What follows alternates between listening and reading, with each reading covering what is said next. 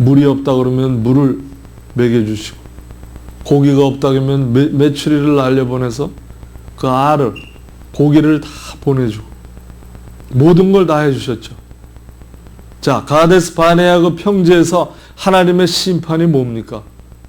40년 동안을 되돌리면서 광야 생활을 하게 하시면서 그 당시 20세가 넘은 유대인의 1세는 가나안에 들어오지 못했습니다.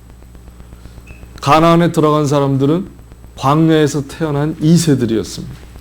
그래서 11절에 보면 내가 노하여 맹세한 바와 같이 저희는 내 안식에 들어오지 못하리라. 가나안에 못 들어왔다는 겁니다. 왜? 내 마음을 강팍하게 했고 내 고집대로 하나님의 음성을 배척했기 때문에. 하나님이 주시고자 한 약속, 그 약속을 믿음으로 받아들이지 못한 1세대였습니다. 히브리 기자가 유대인들을 향한 이 말씀을 왜 주실까요? 예수를 깊이 생각하라. 너희들의 조상이 범한 죄를 한번 생각해 보라는 거예요. 모세를 바라봤을 때 들어갔느냐 이거죠. 못 들어갔다는 겁니다. 자, 여러분, 그렇다면 우리 현대인은 지금 그리스도인들에게 하나님이 주시는 메시지는 뭘까요? 우리는 이제 성막은 없습니다. 교회지. 율법은 있지만 율법으로 돌아가는 자도 없고 돌아가려고 하는 사람도 없습니다. 생각만 하고 살겠죠. 그러나 현대인들에게 주시는 메시지가 뭡니까? 우리는 예수를 머리로 받아들이고 입으로 고백한, 그리고 세상으로 돌아가서 타협하고 안이한 생활을 즐기기를 원하는 우리들을 향한 메시지가 너희들이 안식에 들어오지 못하리라고 한 1세들에게 향한 광야에서의 하나님의 메시지였습니다. 광야 생활을 한번 생각해 보세요. 하나님이 애굽에서 죄에서 해방시켜서 광야로 끌어내 주셨습니다. 죄에서 해방이 됐지만 물이 없고 고기가 없었을 때 그들이 뭐라고 불평을 했습니까? 다시 애굽으로 돌아가길 원했어요. 왜 그랬습니까? 거기에는 포도주가 있고 술이 있고 환락이 있었습니다. 자신들이 노예에서 해방이 된 이제는 자유의 몸이 됐다는 신분을 확인을 했지만 그것이 마음에 와닿지는 않았습니다. 머리에는 있었죠. 그러나 나의 환경과 생활 가운데, 고난 가운데 그래도 옛 생활이 좋았구나. 하나님이 주신 자유를 다시 노예 생활로 바꾸려고 하는 것이 우리들의 마음이라는 것입니다. 현대인을 향한, 그리스도인들을 향한 하나님의 메시지는 너희들이 예수를 깊이 생각하지 못하면 오직 머리로만 받아들이고 입으로만 고백하는 믿음을 가지고는 나의 안식에 들어오지 못할 것입니다. 아주 무서운 말씀이십니다. 예수를 깊이 생각한다는 것은 내 마음에 계신 성령을 통해서 예수님이 진정 나를 위해서 이 세상에 죄를 사해 주시기 위해서 오셨고 다시 부활하셨고 이제 나를 영원한 나라로 데리고 가신다고 하는 약속이 나한테 임했다고 하는 그 사실을 가지고 사는, 이제는 말로 고백하는 믿음뿐만이 아닙니다. 내 마음속에 깊이 예수를 받아들일 때 내 삶 속의 행동으로 나타나기 시작한다는 거죠. 내 안식에 들어오지 못하리니라.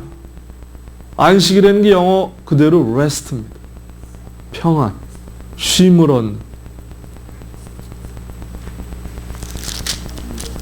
이게 4장 4절에 가면요, 또 다른 안식을 얘기하고 있는데 그것은 하나님이 이 천지 창조를 이루시고 7일째 안식하셨다는 그 안식입니다.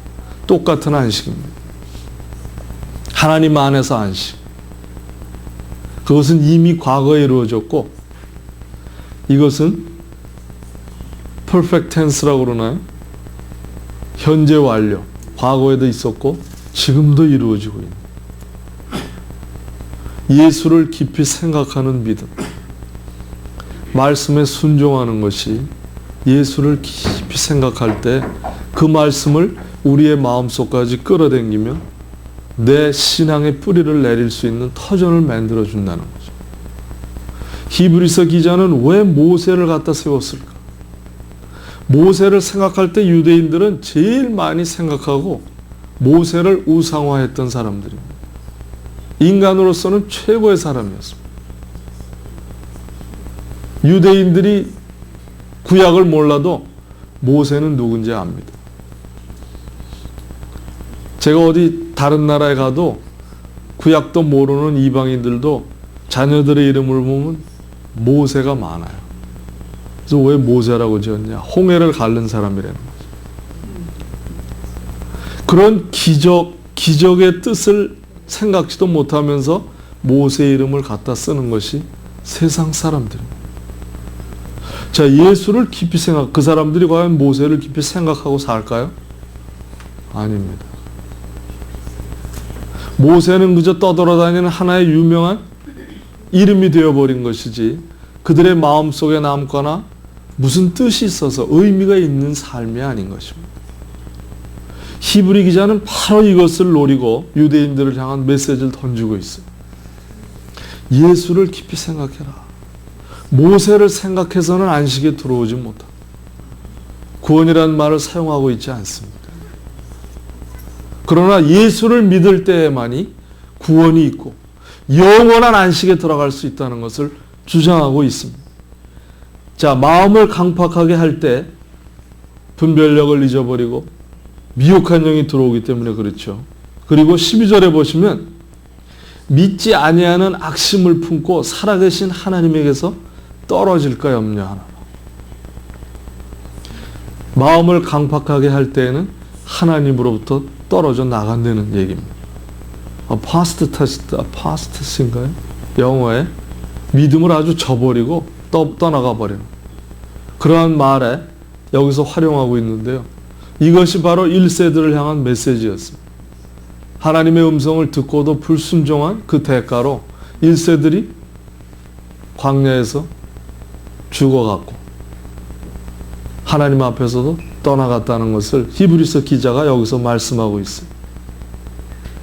그래서 마음이 강팍하다는 것은 예수를 깊이 생각할 수 없는 아주 좋지 않은 요소 중에 하나입니다.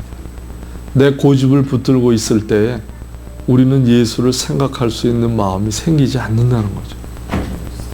내 주관과 내 아집과 나의 이론과 나의 지식과 나의 생각과 내가 지금까지 살아온 생활 패턴을 바꾸기 싫어해서 고집하는 것. 이것이 마음의 강박함입니다. 이것이 이스라엘 백성들에게 있었기 때문에 조그만 시련이 다가왔을 때는 우리는 애굽으로 돌아가자. 너희들 왜 모세를 향해서 불평이 모였습니까? 너는 왜 우리를 여기에 불러내서 이 아무것도 없는 광야에서 죽게 하려 하느니라. 이것이 얼마나 마음이 강팍할 때 나오는 분노입니다.